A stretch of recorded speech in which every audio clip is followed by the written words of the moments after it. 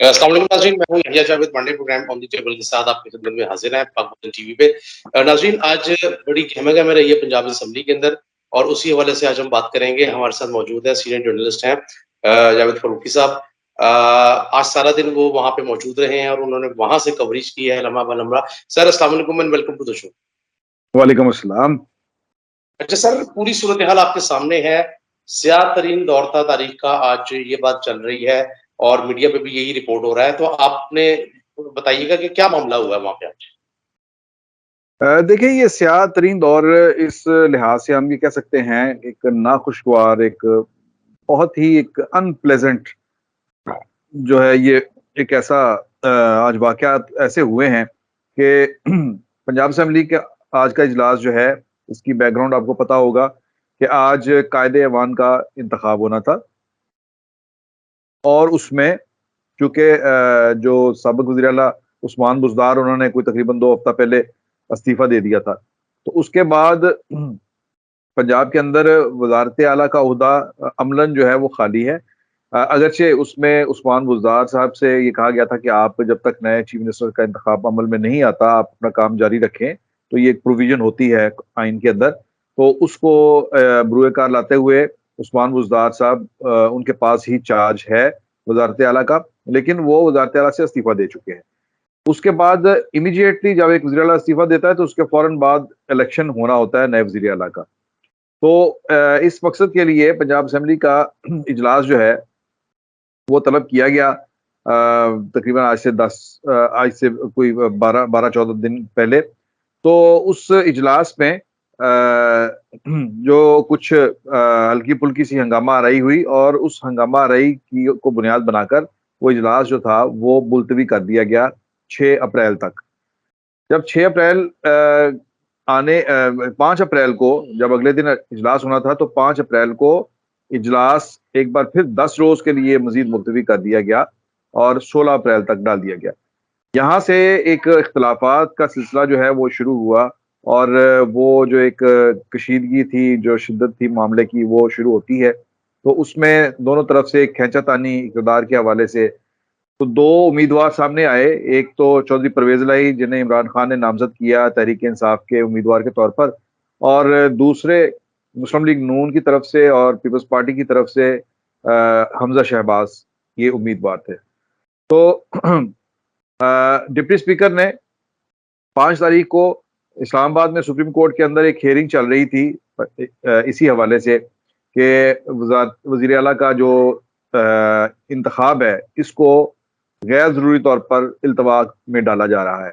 तो वहाँ पर अटॉर्नी जनरल ने कहा कि 6 तारीख को ये इजलास हो रहा है और उन्होंने यकीन दिलाया कि ये इजलास हो रहा है और इसके अंदर कायदे-ऐवान का इंतखाब होगा।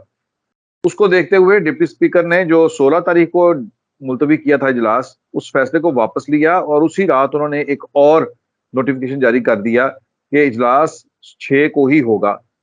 यहाँ से डिप्टी स्पीकर की और हुकूमत की जो रास्ते हैं वो भी अलग-अलग हो गए और उन्होंने चौधरी परवेज़ इलाही से और अपनी पार्टी तहरीक-ए-इंसाफ से अपना रास्ता अलग कर लिया उनसे इख्तिलाफ करते हुए। ये है एक थोड़ी-सी बैकग्राउंड इस मामले की। अब उसके बाद अदालत के अंदर ये मामला चला गया हाई कोर्ट के अंदर और हाई कोर्ट में पिछले मुसलसल 1 हफ्ते से ये केस चल रहा था। तो ये 3 दिन पहले हाई कोर्ट ने ये फैसला दे दिया कि 16 तारीख को ही इजलास होगा और इस दौरान जो डिप्टी स्पीकर के इख्तियारात स्पीकर ने सलब किए थे, ख़त्म कर दिए थे, अदालत ने वो भी बहाल कर दिए। गोया उन्हें कायदे-ऐवान के इंतखाब के लिए प्रिजाइडिंग अफ़सर मुकर्रर कर दिया। अच्छा, आज अब हम आते हैं आज के कार्रवाई के ऊपर। आज जो इजलास की कार्रवाई शुरू हुई तो उसके अंदर डिप्टी स्पीकर को तहरीक-ए-इंसाफ और चौधरी परवेज़ इलाही नहीं चाहते थे कि वो इजलास जो है वो चेयर करे और उन्होंने इसीलिए उनके खिलाफ अदालत में भी गए, लेकिन वहाँ भी उन्हें सुनवाई नहीं हो सकी उनकी। लेकिन आज जब इजलास शुरू हुआ है तो तहरीक-ए-इंसाफ के चंद अरकान ने 3-4 अरकान के तो नाम भी आ गए, नामज़द हो गए, उसके साथ उनके साथ ख़वातीन भी थीं। ये तहरीक-ए-इंसाफ के तमाम अरकान हाउस के अंदर आए हैं, तो बहुत से लोगों के पास लोटे थे। उन लोटों के साथ उन्होंने पहले तो एहतजाज किया और जब डिप्टी स्पीकर आए हैं, वो इजलास की सदारत करने के लिए, तो वो लोटे उन पर उन्होंने बरसा दिए और फिर यही नहीं बल्कि आगे बढ़कर उनकी चेयर तक गए हैं ये अरकान और उन पर हमला किया और तशद्दुद किया उनके ऊपर। वहां से जो डिप्टी स्पीकर है, कुछ लोगों ने बीच बचाव किया, असेंबली सिक्योरिटी ने और नून लीग के अरकान ने उन्हें बचाकर वो वहां से ले गए, वो अपने चैम्बर में चले गए। और ये एक बहुत नाखुशगवार वाक़या हुआ जिसमें बाकायदा तौर पर डिप्टी स्पीकर दोस्त मोहम्मद मज़ारी को मारा पीटा गया। ये पहली बार ऐसा वाक़या हुआ है पंजाब असेंबली की तारीख में।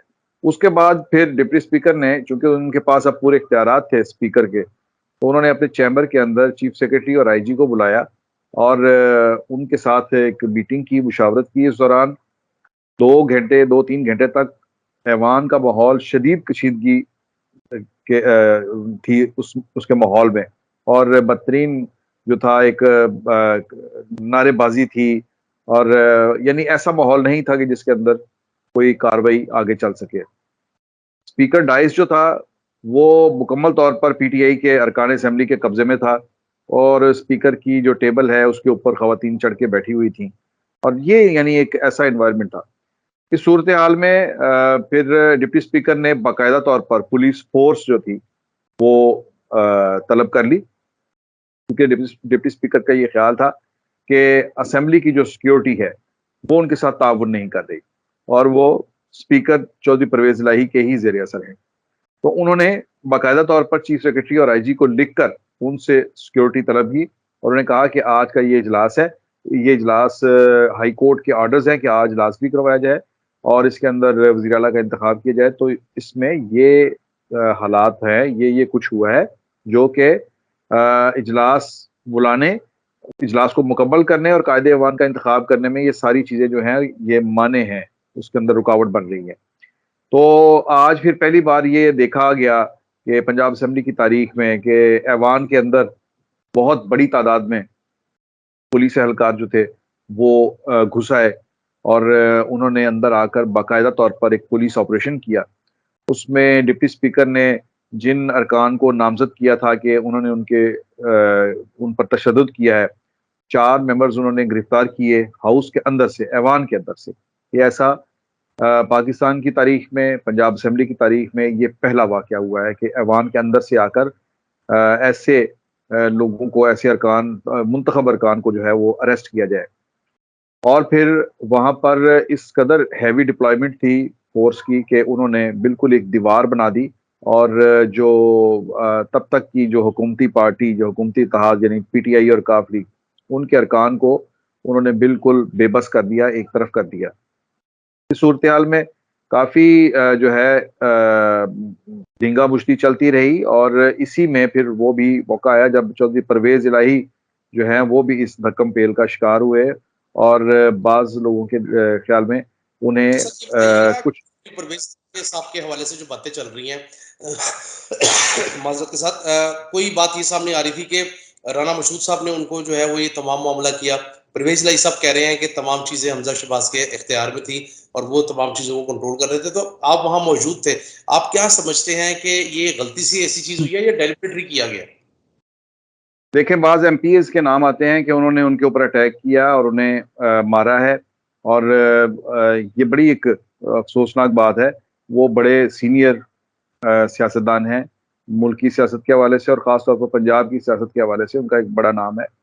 अगरचे कोई ये जो ज़्यादती है इसका आगाज़ उनकी पार्टी की तरफ से ही हुआ, पीटीआई की तरफ से, कि पहले उन्होंने डिप्टी स्पीकर को तशद्दुद का निशाना बनाया।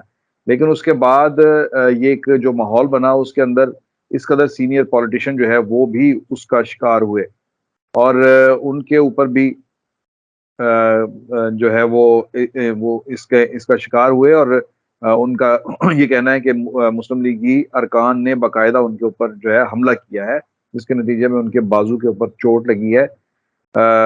उनकी आपने देखा कि बाजू बंधी हुई है और वो गुफ्तगू कर रहे हैं लोगों के साथ और उस पर अब जो ताज़ा तरीन सूरत हाल है उसमें वो गए हैं, थाना किला गुजर सिंह गए हैं और बाकायदा एफआईआर दर्ज करवाने के लिए गए हैं। तो ये सारे का सारा जो पुलिस ऑपरेशन हुआ, उसके बाद कुछ हालात जो हैं वो कुछ नॉर्मल हुए, पुलिस के ने उन्हें कंट्रोल किया, तो फिर बाद में डिप्टी स्पीकर ने दोबारा आके अपनी चेयर जो थी वो संभाली, बल्कि वो जो स्पीकर डाइस है वहां पर नहीं, बल्कि उसके साथ एक स्पीकर गैलरी होती है जहां पर स्पीकर के मेहमान आकर बैठते हैं। तो डिप्टी स्पीकर ने वहां गैलरी में बैठकर इजलास को चेयर किया और वो इस कदर खौफजदा थे इस माहौल से और इतने मोहतात थे कि उन्होंने स्पीकर गैलरी में जाकर इजलास को प्रिजाइड किया और वहां से चीफ मिनिस्टर के इंतखाब के लिए वोटिंग करवाई। अच्छा सर, ये बताइएगा कि इनके खिलाफ तहरीक-ए-एतमाद जमा हुई भी है, तो आप क्या समझते हैं कि उसके बावजूद भी इन्होंने इजलास की सदारत की है और इनके जो पूरे इख्तियारात थे वो भी बहाल कर दिए गए थे अदालत की तरफ से। तो ये कुछ अदालत ने हमें तौहीद अदालत की बात तो नहीं कर रहे खैर, लेकिन ये है कि आप नहीं समझते कि कुछ कॉन्ट्रडिक्शन थी इस दोनों सिनेरियो के अंदर? देखें, ये एक आम तौर पर ये तस्वर किया जाता है कि जब तहरीक अदम एतमाद पेश हो जाती है तो फिर उसके बाद वो अपना इख्तियारात इस्तेमाल नहीं कर सकता और वो उस तरह फंक्शनल नहीं हो सकता। लेकिन कंट्राडिक्शन एक नहीं, उसके साथ कई और भी कंट्राडिक्शंस जो हैं वो जुड़ी हुई हैं। मसलन इस हवाले से अगर देखा जाए तो मरकज़ में जो जितनी भी कार्रवाई हुई, स्पीकर स्पीकर असद कैसर ने जब ये कौन-सी तारीख थी? 10 तारीख को होनी थी इसकी, 10 तारीख को जी, बिल्कुल, वज़ीर-ए-आज़म 10 के खिलाफ अदम एतमाद, 10 अप्रैल को। जी, बिल्कुल। तो 10 अप्रैल को जो कार्रवाई हुई अदम एतमाद की, उस दिन स्पीकर असद कैसर ने चेयर में असद कैसर थे और उन्होंने उस दिन का इजलास सारा कंडक्ट किया। हालाँकि असद कैसर के खिलाफ तहरीक अदम एतमाद जो थी वो असेंबली सेक्रेटेरिएट में जमा हुई थी। उसके बाद उन्होंने जो है वो इजलास फिर जो हैंडओवर किया वो डिप्टी स्पीकर कासिम सूरी के खिलाफ उनके किया। खिलाफ भी कासिम सूरी ने चलाया, कासिम सूरी के खिलाफ भी तहरीक अदम एतमाद जमा थी। तो मरकज़ में तो ये प्रेसिडेंट है कि वो तहरीक अदम एतमाद होने के बावजूद उन्होंने इजलास कंडक्ट किए। तो पंजाब में भी इसी चीज़ को एक सामने ये एक नज़ीर सामने रखते हुए ये कहा कि ये कोई अमर माने नहीं है कि डिप्टी स्पीकर इजलास कंडक्ट नहीं कर सकते। तो अगर स्पीकर के खिलाफ तहरीक अदम एतमाद है, तो अगर डिप्टी स्पीकर के खिलाफ तहरीक अदम एतमाद है, वो काम नहीं कर सकते, तो स्पीकर के खिलाफ भी तहरीक अदम एतमाद मौजूद है। तो फिर उन्होंने मौजूद है। कौन-सी पावर्स हैं जो अदम एतमाद होते हुए डिप्टी स्पीकर को डेलीगेट की और फिर वो किन पावर्स की बुनियाद पर वो फिर वो पावर्स जो हैं वो वापस ले रहे हैं। सो ये इस किस्म की कॉन्ट्रडिक्शंस हैं इस सारे अमल के अंदर। तो इसी के अंदर फिर होता ये है कि देखें, जो पावर होती है ना उसकी अपनी एक ज़ुबान होती है, वो अपना रास्ता खुद बिल्कुल ऐसे। निकालती है। तो आज इन दिनों में ये दिन है अब पीएमएलएन के, ठीक है? अब उसका जो है सूरज उसका जो है चढ़ रहा है दोबारा से। तो वो जी, उरूज ਜਿਹਨੂੰ ਕਹਿੰਦੇ ਨੇ ਕਿ ਜਿਹਨੂੰ ਕਹਿੰਦੇ ਨੇ ਪੁੱਠੀ ਵੀ सीधी पैरा, ठीक है? पुट्ठी हुई सीधी पहना। अच्छा, मैं पुट्ठी हुई हाँ। सीधी पहना के हवाले से सवाल करना चाहूँगा। आप अब क्या देख रहे हैं कि चलें ये मामला हो गया, हमज़ा शहबाज़ जो है वो वज़ीर आला पंजाब मुंतखब हो गए। मरकज़ में जो है वो शहबाज़ शरीफ साहब हैं और पंजाब में जो है वो हमज़ा शहबाज़ साहब। आगे चलकर आप क्या समझते हैं, क्या तहरीक-ए-इंसाफ वही लाए-अमल अपनाएगी जो कि उन्होंने जो है वो वफ़ाक में अपनाया है कि इस्तीफ़ों की तरफ जाएगी? या फिर क्या हो सकता है, क्या यहाँ पर आके रहकर पंजाब असेंबली के अंदर क्या वो हुकूमत के लिए मसाइल पैदा कर सकती है? आप क्या देखते हैं इसको? देखें, इस बात के बहुत ज़्यादा इम्कानात हैं कि तहरीक-ए-इंसाफ जो है वो पंजाब असेंबली में भी उसी तरह से इस्तीफ़े दे देगी, जिस तरह से मरकज़ में उन्होंने इस्तीफ़े दे दिए हैं।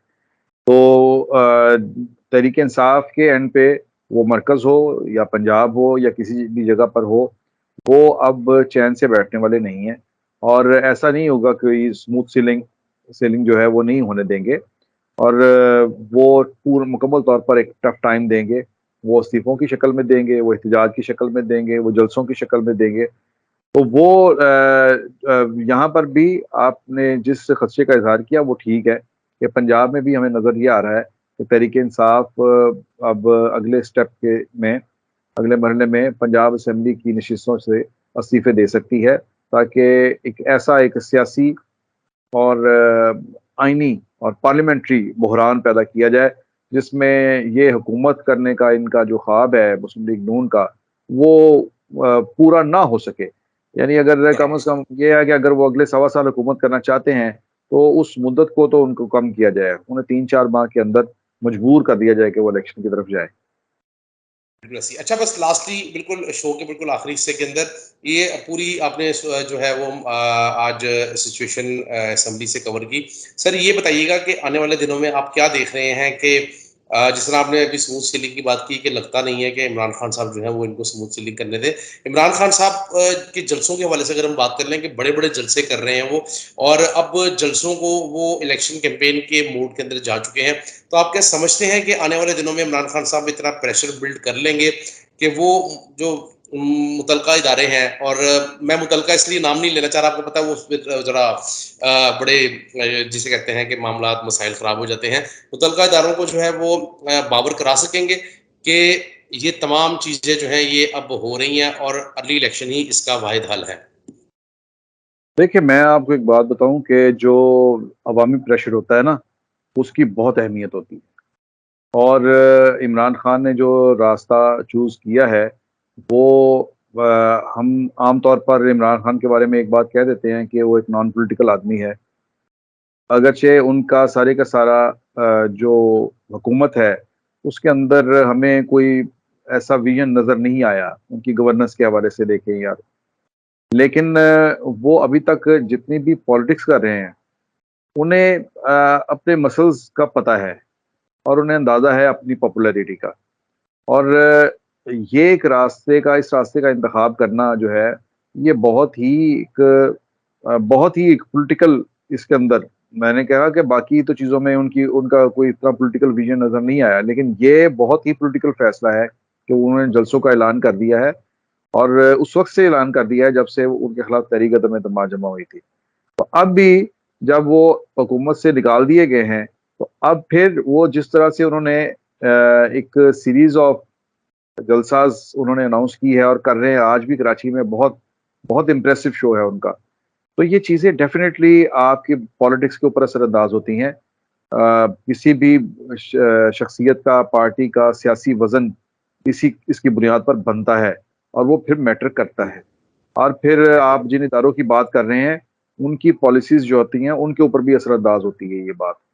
तो अच्छा, ये असरअंदाज होने का मैं सिर्फ स्लाइटली एक आपको ऐड ऑन करके पूछ लूं कि असरअंदाज हुआ है तभी वो प्रेस कॉन्फ्रेंस भी की गई थी और चीजों को जो है वो डैमेज कंट्रोल करने की कोशिश की गई थी, या काइंड ऑफ आप ये समझते हैं कि क्या वो प्रेस कॉन्फ्रेंस इसलिए की गई थी?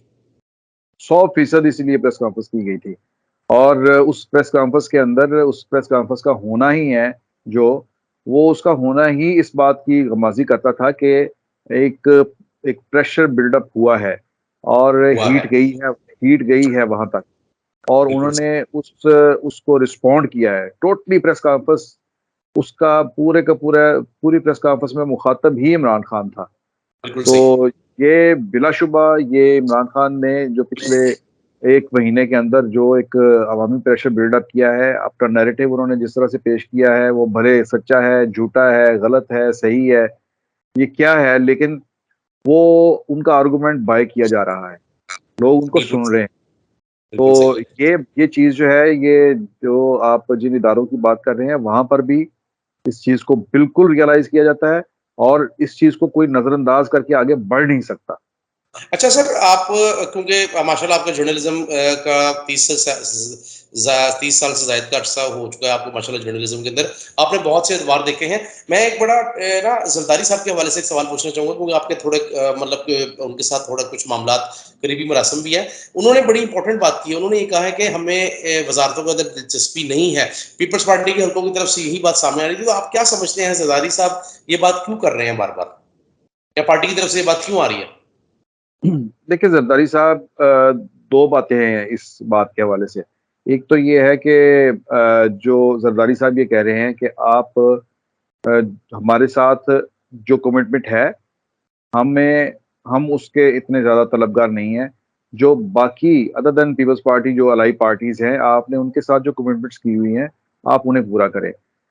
भले उसमें आपको मेरे हिस्से की जो मिनिस्ट्रीज़ हैं, वो मिनिस्ट्रीज़ भी आप इत्तेहादियों को दें और मियाँ साहब आप अपनी एक मज़बूत हुकूमत, तगड़ी हुकूमत बनाएँ और इत्तेहादियों को राज़ी रखें। एक बिल्कुल तो सही। ये उसकी रीज़न वो बताते हैं।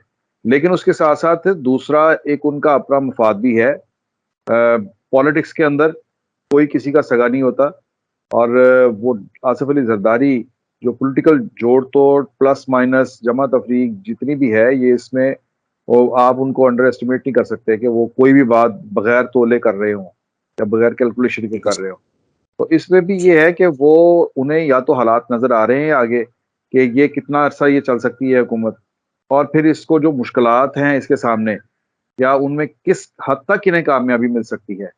अगर तो सही। उन्हें अगर नजर आ रहा है कि कामयाबी के 50-50 चांसेस हैं, ज्यादा कामयाबी नहीं मिल सकती, तो और नाकामी के ज्यादा चांसेस है, तो इसलिए वो जो कैबिनेट के अंदर शेर है, उसका बाकायदा उस कैबिनेट का हिस्सा बनना, वो फिर आप जब उसका हिस्सा बनते हैं, तो फिर आप उसके जहाँ बेनिफिशियरी होते हैं, वहीं पर आप उसके जो नेगेटिव जो नेगेटिव। एस्पेक्ट्स जो होते हैं, आप उनके भी स्टेक होल्डर हो जाते हैं, शेयर होल्डर हो जाते हैं। बिल्कुल। तो वो उसकी जो जितना भी उसका सियासी मलबा है, वो भी आपको फिर उठाना पड़ेगा। तो जरदारी उठाना साहब पड़ेगा इसमें बहुत बिल्कुल। कैलकुलेटेड खेल रहे हैं। वो कह रहे हैं कि मेरे ऊपर कम से कम कोई हीट आए, कोई ज़िम्मेदारी आए। ये है उनके पेश बिल्कुल नज़र सही। मेरा। बिल्कुल सही है। बहुत-बहुत शुक्रिया सर, आपने अपना कीमती वक़्त दिया।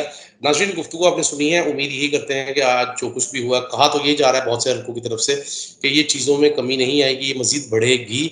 और ये चीज़ आपने देखा कुछ दिनों पहले जो है वो मैरियट होटल के अंदर जो कुछ हुआ, उसके बाद आपने आज पंजाब असेंबली के अंदर देख लिया जो कुछ हुआ।